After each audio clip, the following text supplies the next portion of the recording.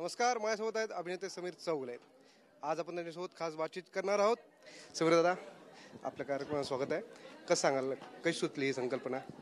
नाही, मला असं वाटत होतं की पु ल देशपांडे हे माझे दैवत आहेत आणि ते जसा अभिवाचनाचा कार्यक्रम करायचा आहे, निवडक पु ल नावाचा, तो कुठेतरी मनात बसलेला होता आणि तशा पद्धतीचं कार्यक्रम करायचं अनेक वर्ष माझ्या मनात होतं. आणि पु ल देशपांड्यांना मानवंदना द्यावी, कारण आपण त्यांची बरोबरी करूच शकत नाही, कारण ते देवाची माणसं आहेत सगळे, पण त्यांना मानवंदना आपण नक्कीच देऊ शकतो. त्यामुळे असा काय विषय असेल की पु ल देशपांड्यांचं एक गोष्ट मला फार आवडायची, ती म्हणजे मध्यमवर्गीय माणसांचा विनोद, तुमचा आमचा विनोद ते करायचे. त्यामुळे तो विनोद इतक्या वर्षानंतरसुद्धा तुम्हाला अजूनही रिलेट होतो, असा विनोद मला लिहायचा होता, असा विनोद मला करायचा होता. आणि ती जी अभिवाचन नावाची संकल्पना आहे, जी करायचं आहे ते या जनरेशनला कळावं, यासाठी हा समय मैफिली ते माझ्या कार्यक्रम मी लिहिला.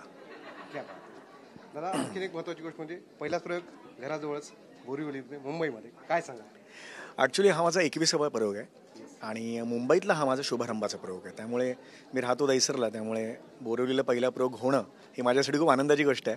आणि त्यामुळे सगळ्यात आभार मी मानतो नेमिळकर्स कला अकॅडमीचे भूषण नेमिळकर आणि सौरभ देशपांडे ज्यांच्यामुळे हा कार्यक्रम आज झाला इकडे, आणि रसिक प्रेक्षकांचे आभार, आणि तो हाऊसफुल केला. येस, प्रेक्षकांनी अगदी म्हणजे उचलून धरला आहे. प्रोग्राम हाऊसफुल आहे. काय सांगाल प्रेक्षकांसाठी आणि शुभेच्छा कशा द्या? नाही, शेवटी तेच असणं, एका कलाकाराला जेव्हा लाफ्टर्स मिळतात, टाळ्या मिळतात त्याच्या कलेला, त्यावेळेला तो भरून पावतो.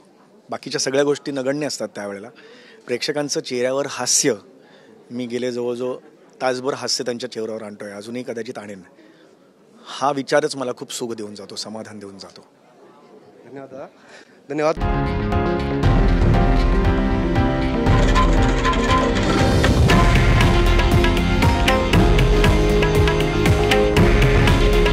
हे आहे देशातील नंबर 1 न्यूज नेटवर्क आणि आपण पाहत आहात TV9 मराठी.